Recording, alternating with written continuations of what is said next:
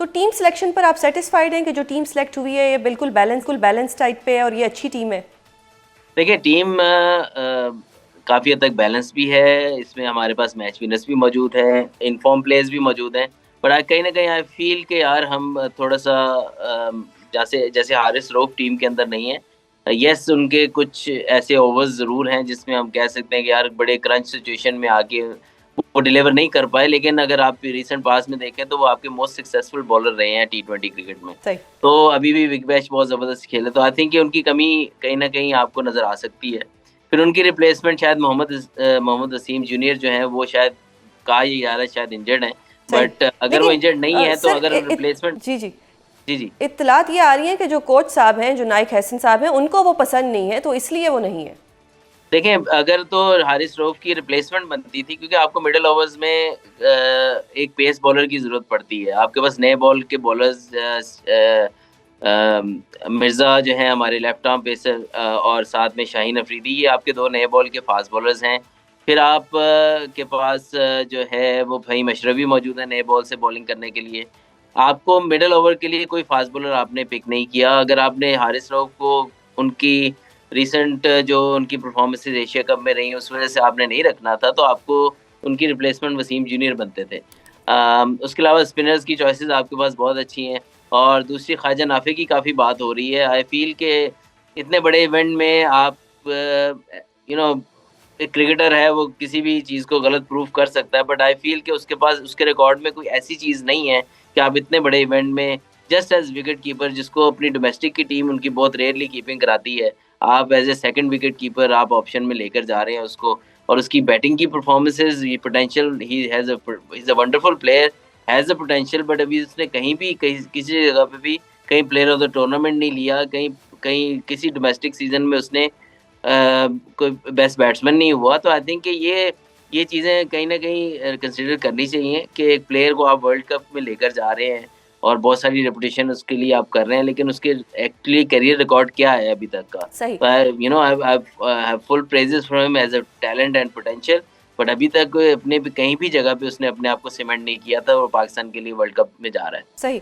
Sir वैसे तो it's too early to ask, but I want to ask कि अगर पाकिस्तान इंडिया के खिलाफ मैच खेलता है 15 फरवरी को, तो पाकिस्तान के कितने चांसेस हैं जीतने के?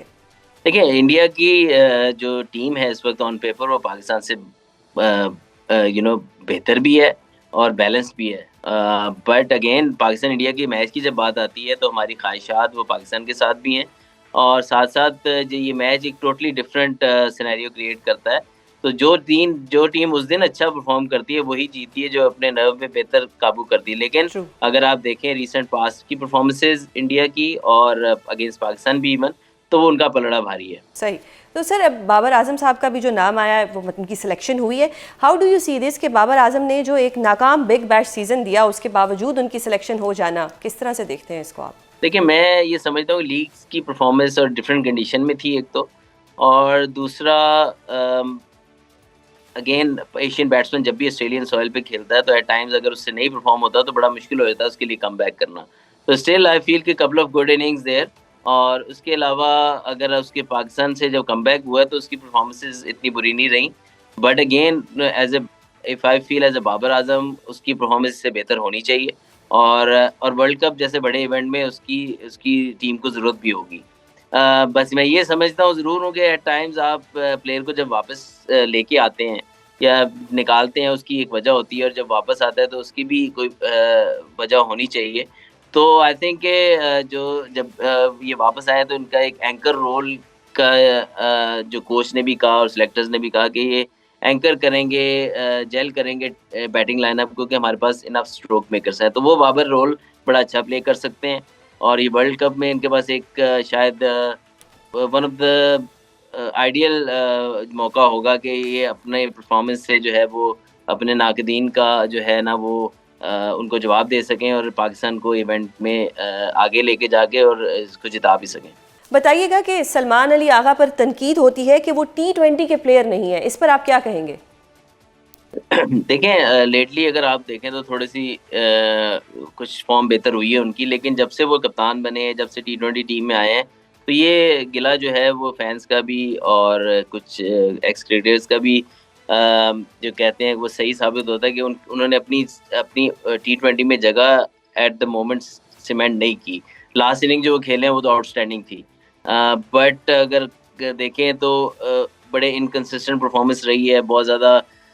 फिर स्ट्राइक रेट को लेके भी उनकी काफ़ी बात रही है। तो आई थिंक उनको परफॉर्म करना पड़ेगा इस वर्ल्ड कप में।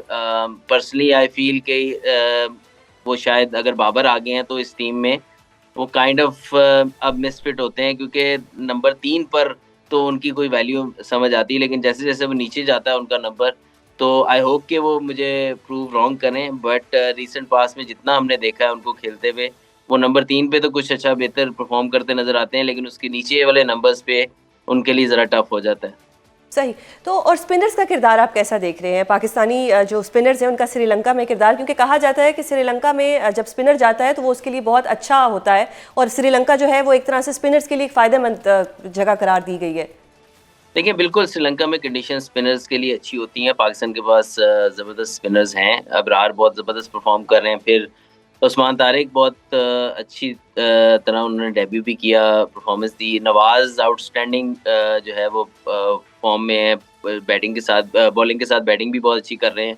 तो आई थिंक कि पाकिस्तान के पास स्पिन ऑप्शंस बहुत अच्छे हैं। साइम अयूब भी बहुत अच्छी बॉलिंग करते हैं साथ में बैटिंग के। तो आई थिंक ऑप्शंस बहुत अच्छे हैं स्पिनर, लेकिन एक चीज़ ज़रूर है कि स्पिनर को फ़ायदा तो होता है, लेकिन एट टाइम सेकंड इनिंग्स जब वहाँ आती है, नाइट गेम में स्पेशली, तो ड्यू फैक्टर भी इसमें शामिल होता है। तो जब ड्यू गिरती है तो कहीं न कहीं स्पिनर्स को मुश्किलात भी पेश आती हैं। लेकिन ये है कि फर्स्ट इनिंग में स्पेशली जो है वो स्पिनर्स जो है वो काफ़ी अपना रोल प्ले करते हैं। सही।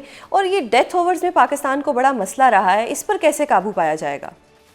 अगेन मैं यही बात करूँगा कि डेथ ओवर्स में आपके पास एक बेहतरीन ऑप्शन थी। अम हेलो। जी, जी, जी। जी, जी। डेथ ओवर में आपके पास बेहतरीन ऑप्शन, अगर आपने हारिस रऊफ को नहीं रखना था, तो Wasim junior one of the finest bowlers for the death bowling, उनको भी नहीं आपने रखा, तो आपके पास शाहीन और सलमान मिर्ज़ा ही रहते हैं जो डेथ में बॉल करेंगे। सलमान मिर्ज़ा को भी आप देखा जाए तो मेनली वो पावर प्ले में 3 ओवर करते हैं और फिर 1 ओवर वो या मिडल में करते हैं या एंड पे करते हैं। तो आपको शाहीन ही आपके पास एक ऑप्शन रह जाती है डेथ बॉलिंग की। Then again you are going towards all-rounder and other bowlers, तो आई थिंक कि हम कहीं न कहीं इस चीज़ को इस टूर्नामेंट में भी मिस कर सकते हैं। पाकिस्तान का T20 वर्ल्ड कप में शिरकत करने या ना करने के हवाले से तमाम ऑप्शंस आज वज़ीर आज़म और चेयरमैन PCB के दरमियान डिस्कस हुए, और अब पता लग जाएगा कि फ्राइडे को या मंडे तक एक फ़ैसला भी हो जाएगा। आपका क्या मशवरा होगा कि क्या पाकिस्तान को टूर्नामेंट का मुकम्मल बायकॉट करना चाहिए, या सिर्फ भारत के साथ होने वाले 15 फरवरी के मैच का बायकॉट करना चाहिए, जबकि बतौर एहतजाज टूर्नामेंट खेलने की ऑप्शन भी मौजूद है? इस पर आप क्या कहेंगे? देखिए, ऑब्वियसली जो मेन डिसीजन मेकर्स हैं उनके पास सारे सिनेरियोज मौजूद होंगे, तमाम ऑप्शंस भी खुले होंगे उनके सामने, और आई बिलीव के जो बेस्ट ऑप्शंस होंगे वही ये चूज़ भी करेंगे। मेरे लिहाज से पूरे टूर्नामेंट का बायकॉट करना आई थिंक बेहतर नहीं होगा, क्योंकि उसके आपको कहीं न कहीं आपको चैलेंजेस सामने आ सकते हैं बाद में। बट आई फील दैट अगर बहुत ज़रूरी है और कंडीशन ऐसी है, तो आप जो आपके पास ऑप्शन मौजूद है मैच एक फॉरफिट करने का या बायकॉट करने का, वो आपके पास मौजूद है। उसके ऊपर आपको ज़्यादा वो भी नहीं होगा बाद में, मतलब आपके ऊपर इतना एक्शन भी नहीं लिया जा सकता।